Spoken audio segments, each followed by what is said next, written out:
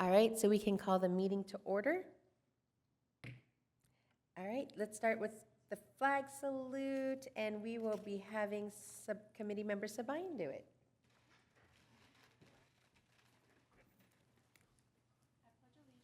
To the flag of the United States of America and to the republic for which it stands, one nation, under God, indivisible, with liberty and justice for all.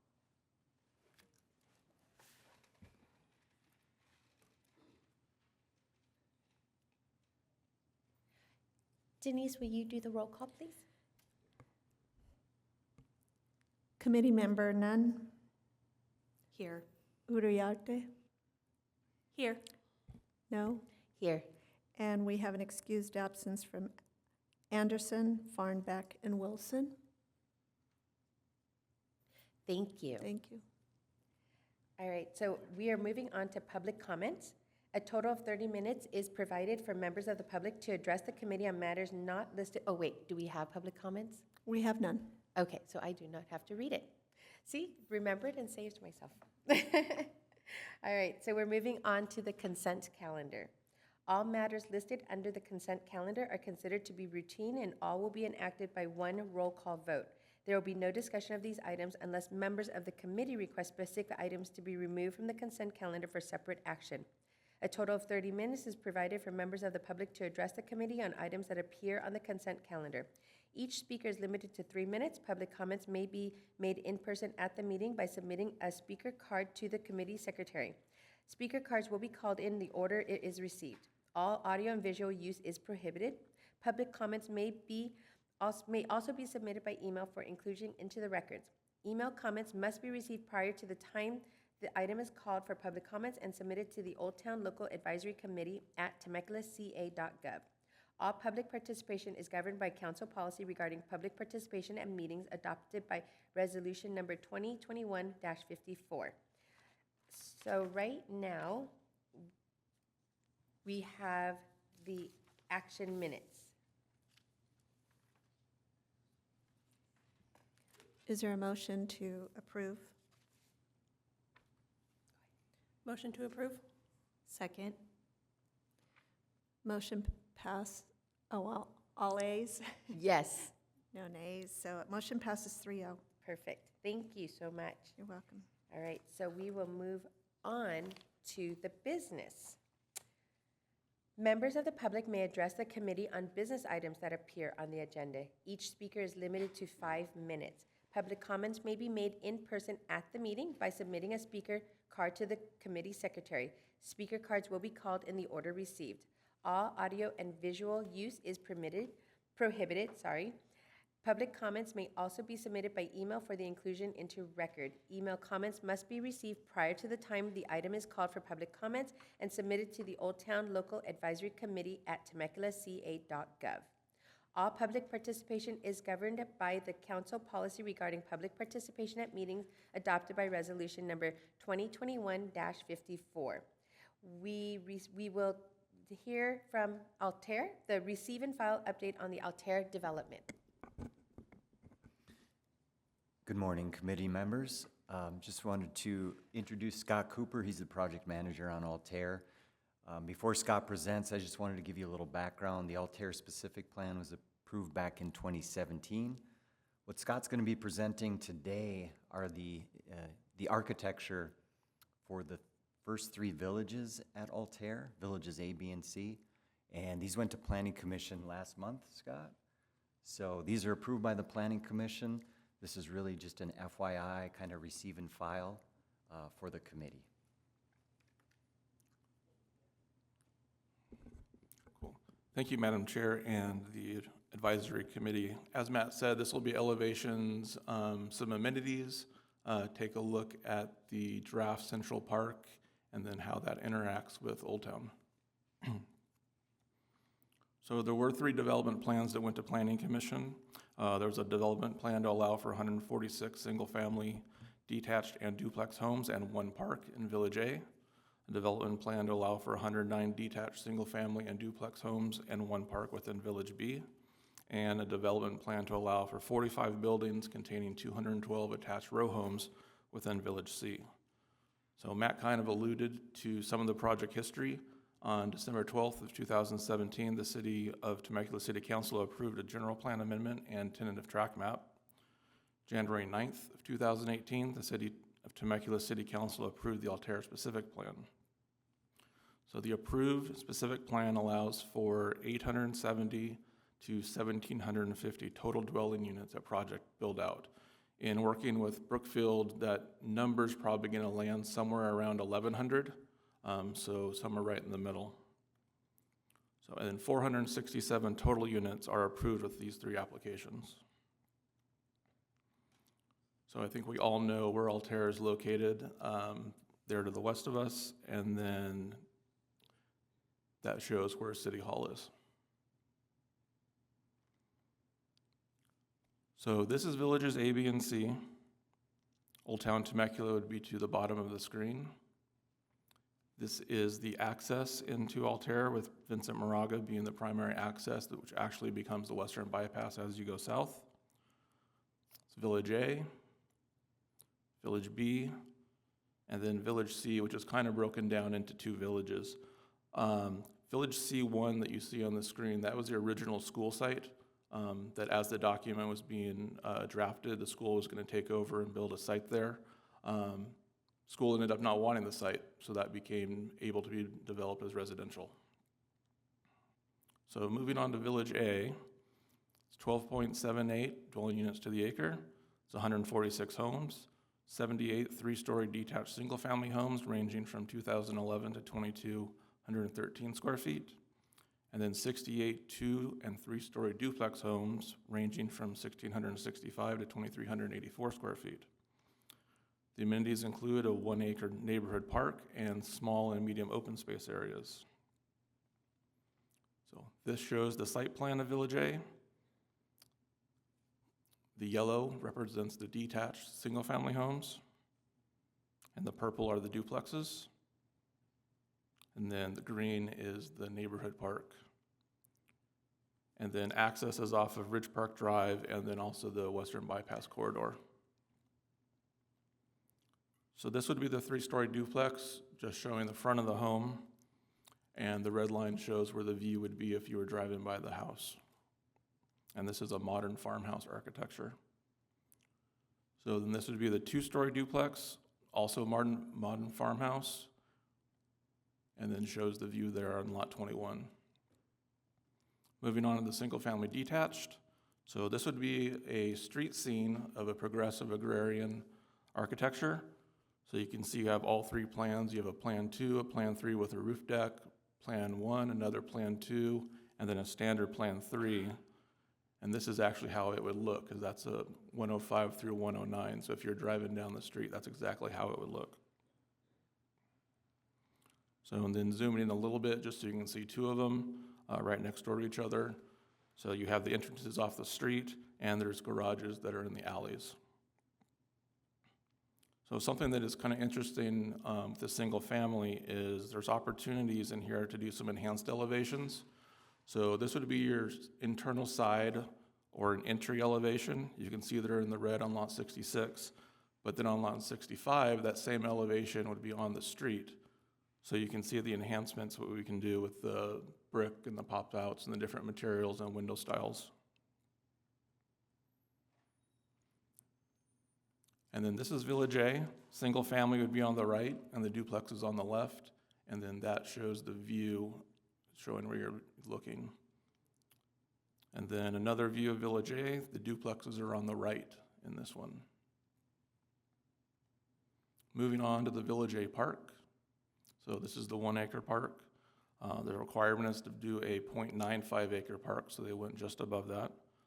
It includes picnic tables, lawn area, a play area, bike racks, community library. Moving on to Village B.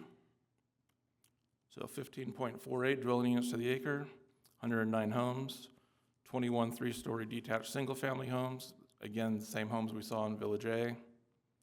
This has 88 three-story duplex homes, which are 1,775 to 1,978 square feet. And then the amenities in this are a 0.65 acre park and then small, medium, and large open space areas. Site plan for Village A. So the yellow represent the single-family detached, and then the rest are the orange, which are the duplexes. And then right in the middle is the 0.65 acre neighborhood park. This again has two access points. They're both off of Altair Vista. The architecture on the single-family detached are the same that we already saw for Village A, so we can jump right into the 3-story duplex, which is an abstract traditional. And then that would be the front of the home there. And then doing the side elevations again, you have the internal sides on the left, showing where that would be. And then the enhanced, either a street entry or a street facing. So again, materials, pop-outs, looks a lot better, obviously, because you're going to be driving by those on the street. So this is Village B, single families on the left and the duplex is on the right, and then your view corridor. And then again, Village B, this is if you're looking across the neighborhood park and you're looking towards the duplexes. The Village B Park contains shade structure, lawn area, a DG path, play area, and then some boulders. Moving on to Village C, 21.81 dwelling units per acre, 212 homes, 101 3-story row homes, 1,404 to 1,710 square feet, and then 111 2-story row homes, 1,428 to 1,718 square feet. And this, the amenities include a direct access to the 5-acre Central Park, and then small, medium, and large open space areas. So this is the large site plan for Village C.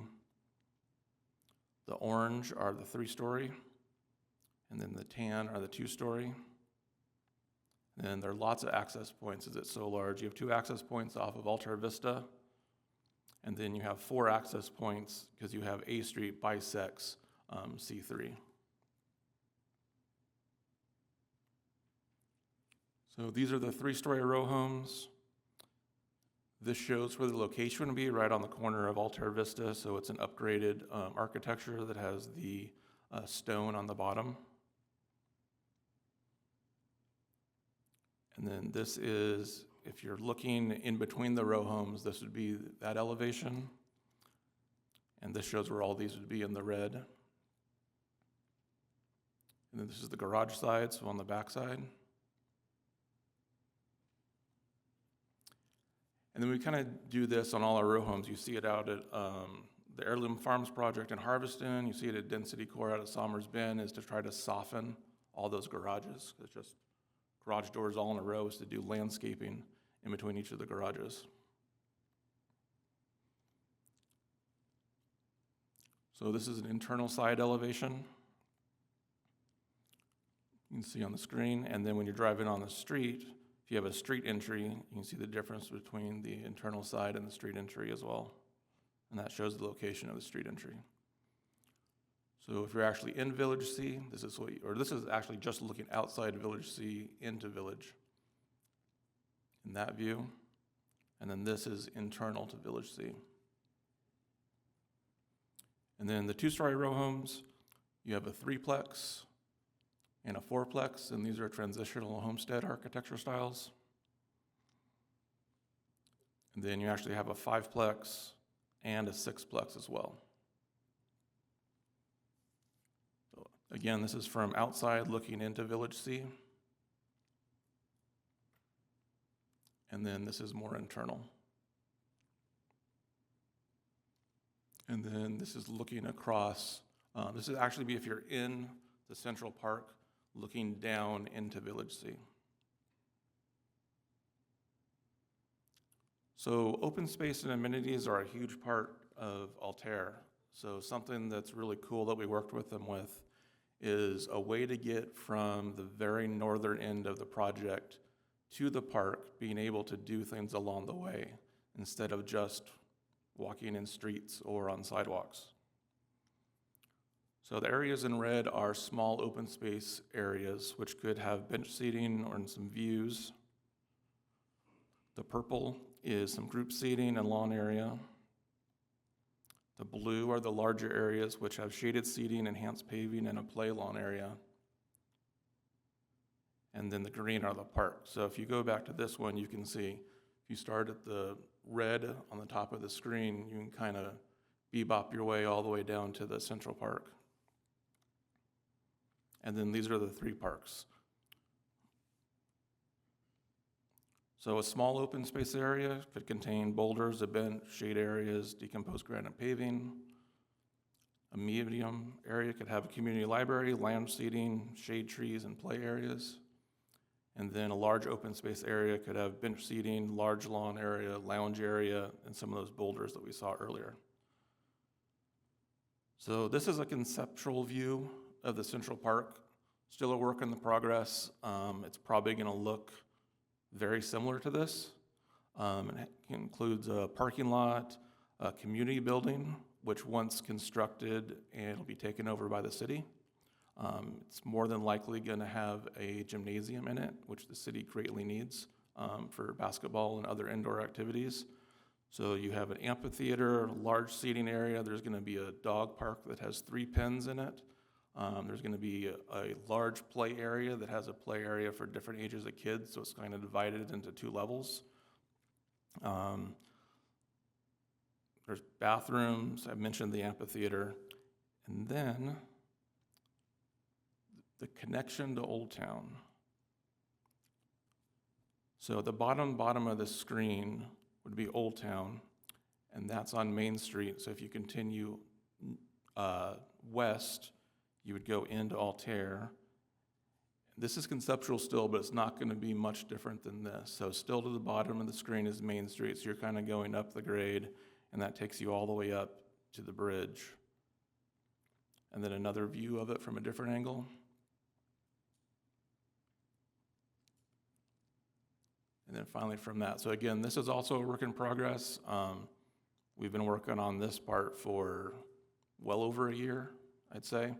So it won't look too much different. It'll look pretty close. So that's the presentation. That's where we are at so far. Like I said, the elevations and the amenities and everything are approved, and then the Central Park and the connection are still coming along. So I'm here for questions. Thank you. Matt's here for questions as well. All right, does the committee have any questions? With the timeline of this, I know you guys have done the grading and everything. Is the timeline staying on time, or, any updates on that? As of now, it's expected to be on time, but once you start to get into November and December, it depends on how much rain. So they'll continue to do what they're doing right now, and then we'll see what happens. Thank you. Any questions? I think we're good. I know that Old Town services are really excited about the path from up there down, because it seems it's it's pedestrian friendly and bike friendly, and a lot of them were asking about the bike friendliness, but I can see that it is very bike friendly. Yeah, when there's also, we're still working on it. There's not really anything to show right now about that actual Main Street connection, where it's just dirt right now.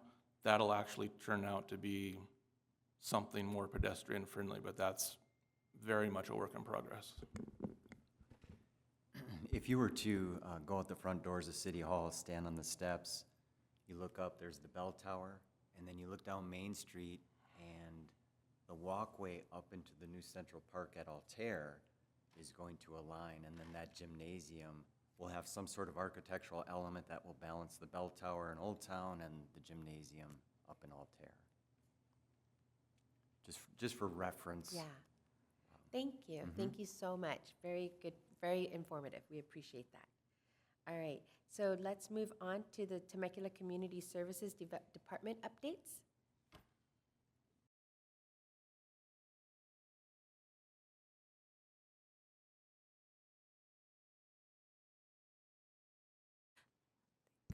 Okay, so most of the committee members know me. Tracy Tominas, Community Services Supervisor for Special Events Team. So right now, I'm just gonna give you an overview of the events that are gonna be taking place in Old Town between now and the next meeting. So this Saturday, September 28th, we'll be hosting our annual Health and Community Resource Fair in front of City Hall. Canopies will begin setting up on Friday, so tomorrow morning, Mercedes Street will be closed from the, yes, no, right. There you go. Try and pretend nothing's happening. Okay. So we'll begin setting up canopies tomorrow. So Mercedes Street and Main Street will be closed. Our typical road closure, we like to allow access to the access road behind City Hall. So from kind of 4th Street down to the 3rd Street alley. That section of Mercedes Street will be closed, and then the Main Street wide. That way, all of the canopies will be able to be set up for the event, which will be taking place that Saturday morning. Then the first weekend of October, we do have 2 co-sponsored events. We have the Valley of the Mist Quilters Guild. They'll be hosting their annual quilt show. No road closures will be taking place for that. They typically have quilts displayed throughout Old Town, and then they also have some of their activities set up in the lot on Main Street. That same weekend, Bike Temecula Valley Coalition will be hosting Ride the Vines. It was formerly called Cycle for Hope. So this is a 2-day event this year. On Saturday, October 5th, they will have a vendor fair set up in front of City Hall. So again, kind of our standard road closures for that. And they'll be doing bag pickup for any of their participants. And then that Sunday, October 6th, is when they will be doing their actual ride throughout Temecula. So they have a 15, 25, and 50-mile ride that'll be taking place. We work very closely with the organizers on this and with the Riverside Sheriff's Department to ensure everything is safe for this ride. And then the following weekend, October 12th, we'll be hosting Temecula History Day at Sam Hicks Monument Park. We do close off the parking lot of the museum and park, but no official road closures. And that's just a chance to kind of celebrate Temecula history. So this is our second time doing it. We like to have games that kind of are reminiscent of Temecula back in the day. We have little children's tractors to replicate the well-known tractor races. It's hard to do the real thing. And then October 19th, we're hosting our first annual pet expo. So it's called Rescue with Ribsy Pet Expo. It's going to be a chance for people to learn about adopting a pet and also just the variety of resources that are available for pets. So as of right now, we have individuals who offer pet sitting, pet bandanas, treats, even pet photography. So that one will be a fun event. That one, the road closures will just be taking place that day. So we'll close the roads about 7 in the morning. And then as soon as the event is wrapped up, we'll be removing all of the road closures. So those are our events coming up in the next month.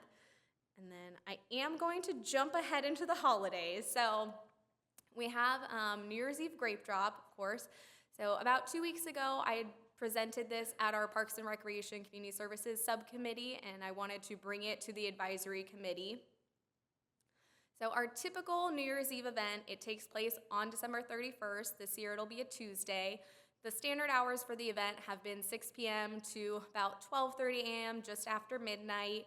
We offer a fun zone for the kids from 6 to 10 p.m., and the live entertainment typically from 6 to 12:30, and then the grape drop from at 9 and then 12 a.m. So that way we have the East Coast drop and the West Coast drop. This year we've been kind of contemplating some changes for the event. Over the years, we've definitely noticed that at our 9 o'clock countdown, that's when we have the big crowd of families. We usually have anywhere from like 3,000 to 4,000 people who are present for the 9 p.m. countdown. Once it comes to 12 o'clock, it's usually 1,000, maybe 1,500 is being generous. And for the most part, we see it's people walking up from Old Town Front Street, kind of seeing what's going on. So one of the biggest things that we're looking to introduce this year is a drone show for the 9 p.m. countdown. So in the next few slides, I have a storyboard from a drone company that we've been working with to kind of see what a drone show would look like. So we definitely want to have it Temecula friendly. So we would be starting it off with the imagery of the bell tower. That'll transition to the Temecula font, so not the bell tower or the tagline. Then from there, going into what we see when we enter Old Town each day. And then we start to kind of go into more of the elements of Temecula. So it would be the sun rising over the mountains, transitioning into a hot air balloon, which they'll be able to make flicker and rotate, kind of show that flame in there flickering on and off. That'll turn into grapes hanging from the vine. an old truck to represent the signature rod run, since that is another one of our most well-known events. And then to represent the meaning of Temecula, we'll have the sun breaking through the mist. From there, we'll have an outline of the state of California and then a spot to kind of blink where Temecula would be on that state. And then it'll go into more text of goodbye 2024 and then a numerical countdown from 10 down to 0. So while this is going on, that'll be introducing the grape drop. So my next slide, I'll show you a map so you can kind of visualize everything. But essentially what we're looking to do as a refresh for this event would be, as I mentioned, incorporating a drone show for the 9 p.m. countdown. I don't know if any of you had attended our event last year, but last year we did get a new set of grapes. And so with that, they were a lot bigger and a lot heavier than our former grapes. So we did have to use a crane to do the grape drop, which we had it raised very high above the fountain and to which you could see it driving down the freeway. We got a lot of compliments on being able to see it from so far away. And being in Old Town, you don't have to be right at Main Street to enjoy it. So we did get compliments on that. However, it was a crane. It wasn't the prettiest thing to look at. So we are looking into ways of making the crane more decorative to make it seem like it's a part of the event. And then with the drone show, since this is an additional expense, we are looking at concluding our live entertainment at 10 p.m. That way it focuses more on having activities for a family-friendly event. You know, we have live entertainment and the kids' activities from 6 to 10 p.m. And then that way, at that, it kind of starts to quiet down. We're still looking into ways of doing a 12 o'clock countdown, whether that is having still the grape drop but no entertainment going on, and also kind of linking into the sound system in Old Town for both the 9 o'clock and the 12 o'clock countdown. There's a way for us to work with our IT department to connect to the sound system. That way, as we're making those announcements, everyone in Old Town can hear it, and then after those countdowns, it would go back to regular programming. And then even though our entertainment will end at 10, the ice skating rink would continue to be open until 12:30. So on this map, you can get an idea of what the layout would be and why we're kind of sticking with the idea of the crane. So our main entertainment will be on the front steps of City Hall. We'll have kids' activities on Mercedes Street. We would have the option of kind of spreading things out. It was recommended maybe to utilize some of Main Street since we do close a little bit below the fountain. And then the drones themselves would be staged in the lot just off of 2nd Street. So we've been working with the property manager and we have permission to use the lot. So from there, that would be where the drones would be staged.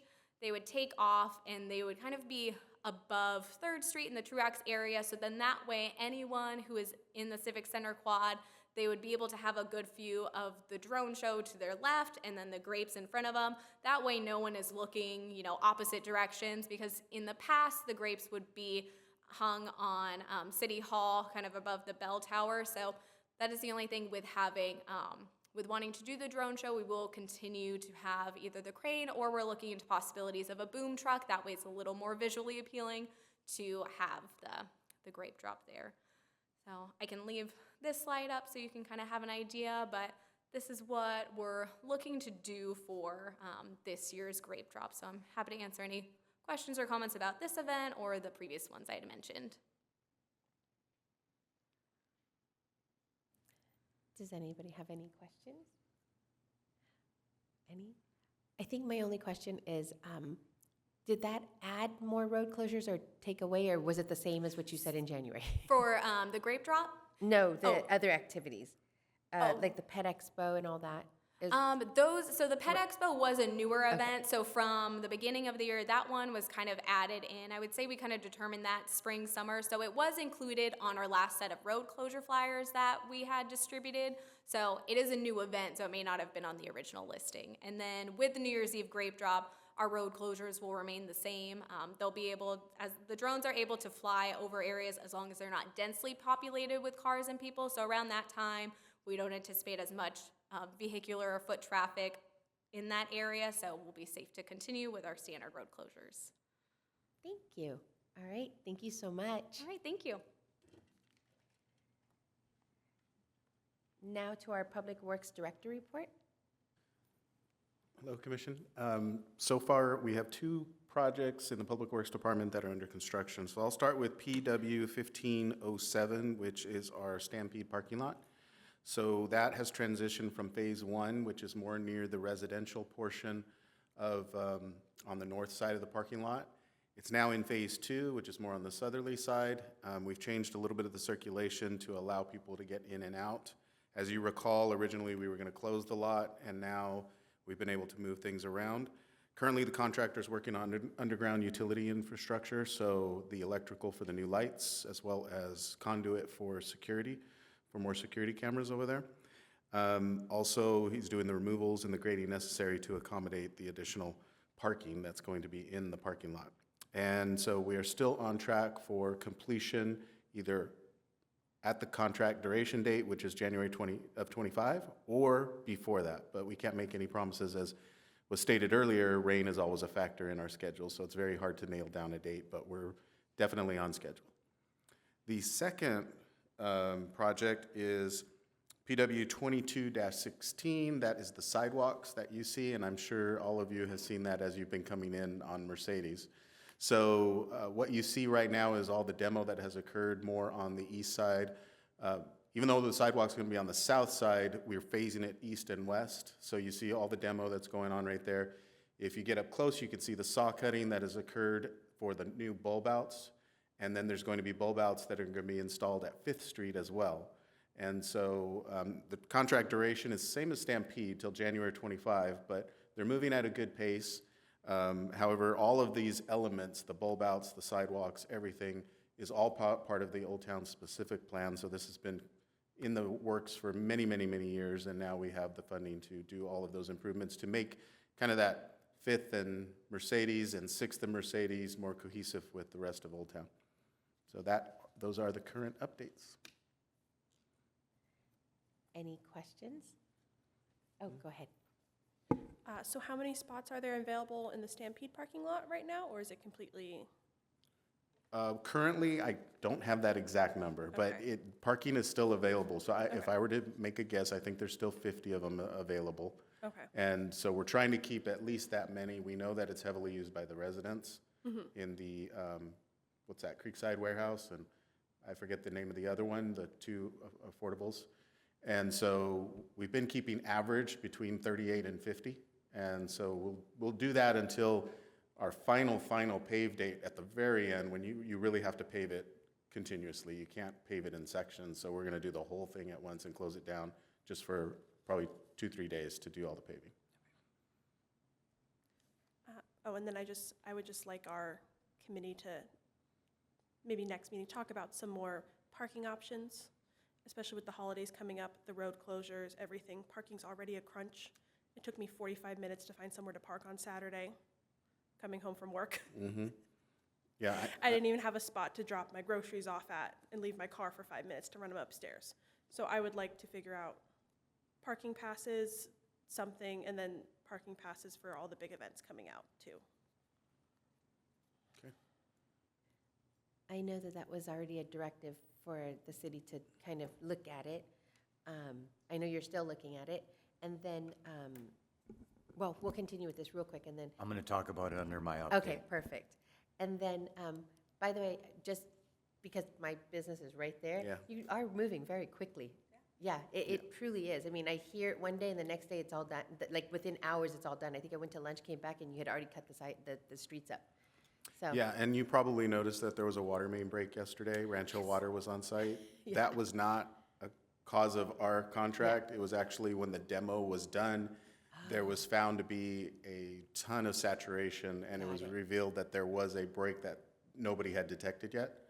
So that was all those removals took place, and then Rancho Water was on site. It's plated now, but you'll probably see one more closure and detour of the southbound traffic like yesterday in order for them to do the final repairs. That makes sense why that happened. I was wondering when I was coming back, like, it was different. Like, I saw that detour and I was surprised. Okay, perfect. Thank you so much. But you are doing a very good job on that. It's very quick. Thank you. All right, so next is the Community Development Director's Report. Yeah, I have 2 items to report on. So at the last committee meeting, it was brought up the idea of overnight parking for visitors and residents. And we said we'd follow up on that. We actually took that as an agenda item to the Old Town Steering Committee. And the purpose of the idea for the overnight parking was if visitors come down here and drink too much, they can leave their car so they don't have to drive home, so we can maintain safety. And then the other idea is, as you brought up, overnight parking or passes for residents down here. The discussion with the Old Town Steering Committee talked about the pros and cons. In terms of overnight parking,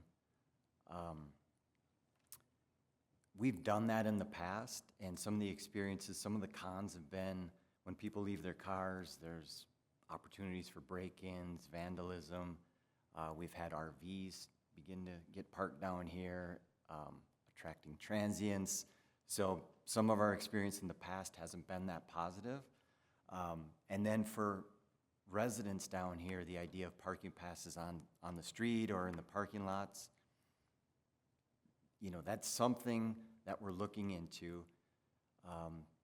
When you do that, you can't just hand out the passes because it's considered a gift of public funds. We need to do a study to figure out what should the city charge for that to allow residents down here to maybe have a parking pass either on the street or in one of the lots. So the discussion was they want more data, and in October at the next OTLAC meeting, we're actually going to have a presentation on utilizing parking technology to evaluate parking spaces in real time.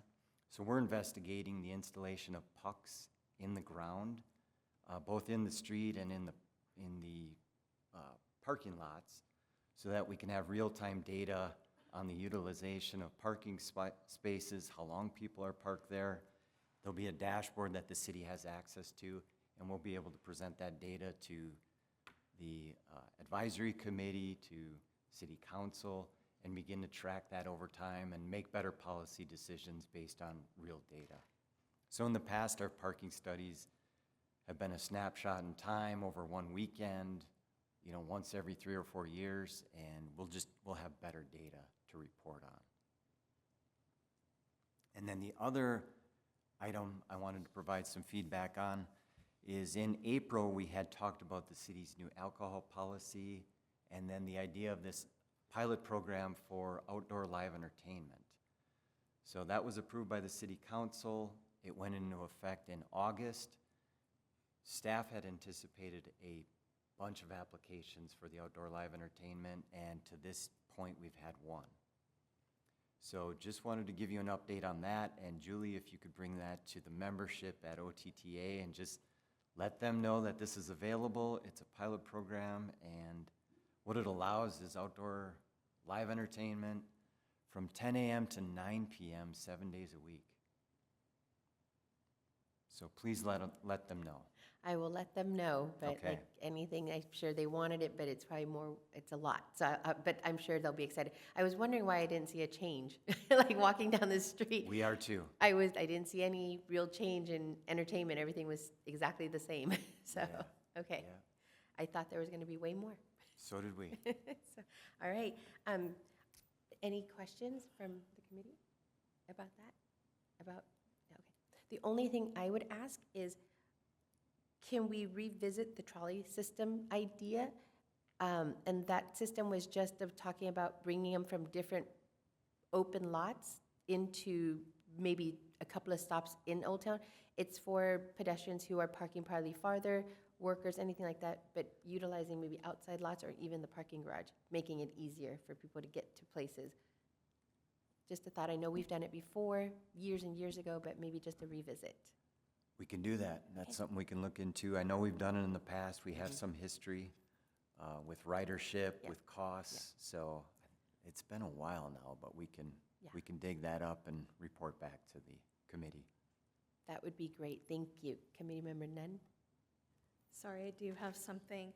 I know we had talked at a past meeting about parking spaces that are for handicap available in Old Town.